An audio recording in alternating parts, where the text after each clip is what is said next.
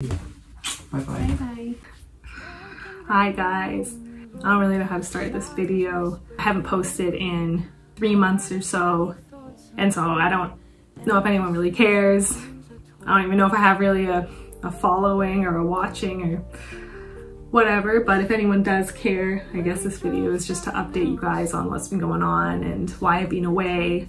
And I've been meaning to make this video for the past 3 months, but I just haven't been able to bring myself to do that.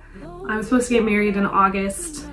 I didn't. I did get married, so that's good. But 3 months ago, we learned that my dad had pancreatic cancer, late stage. We thought it was just stomach cancer. And so my parents had just retired to Ecuador. We flew to Ecuador to be with them in the event of surgery. We didn't know at the time.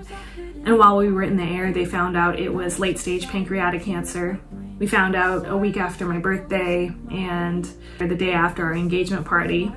I don't really even know why that matters, but I don't know, just for a timeline. So we get there and my mom and dad had to break the news to us that it was late stage pancreatic cancer. He was given about 4 to 6 weeks. I had brought my wedding dress and Jake had brought his suit just because, I don't know, I didn't know what was gonna happen. And I was fully game if we needed to get married there or whatever. I just wanted my dad to be able to see me in my dress and to be a part of that just in case. But it was really important for my dad. He did want to come back to Canada. He didn't want to leave my mom with the memory of him passing at their home that they had built together. And he did want to be there for my wedding, for our wedding, even though it would have been fine anywhere for Jake and I, of course. So we flew, we managed to fly back to Canada. A week later, we did get married and he was able to be there and people really came together for us, and for that I'm really grateful. And I'm so grateful that my dad got to be a part of our wedding and of our day. It was really, really special. And when I was planning it out and I opened the calendar and tried to move things around, I just couldn't believe it because I was seeing, you know, it's a month calendar, it shows you the month, and I was like, oh my gosh, you know, I'm looking at my dad's whole life right now. It was really a weird experience. So we got married. It was a beautiful, beautiful ceremony. I got to dance with my dad and my mom got to dance with my dad one last time as well. And 2 weeks later, he did pass, and that was really, really hard. And it still is really, really hard. It's been about 2 months now. It's been, yeah, I don't know. I have no concept of time, so 2.5 months, I don't even know, but it's been really hard. Nothing that I expected to go through as a, you know, freshly 26-year-old woman, and nothing that I was prepared for, I don't know, no one's prepared for that, I guess. Jake and I, we had this big trip planned to Southeast Asia for a 6-month trip, and my dad still really wanted us to go, so we were determined to go. We, you know, said our goodbyes to everybody, and we were of course climbing at the Niagara Glen one last time, and I was at one of the middle moves, you know, the easy part really, and one of the holds broke off and I fell off and broke both of my wrists, and that was the day before we were supposed to leave. And so everything was derailed again. We went to the hospital, fracture and dislocation. And yeah, so we had to cancel our flights and our accommodation, everything, which made me really, really sad. You know, I'd been researching and looking forward to this, honestly, for years, something we had talked about for a long time.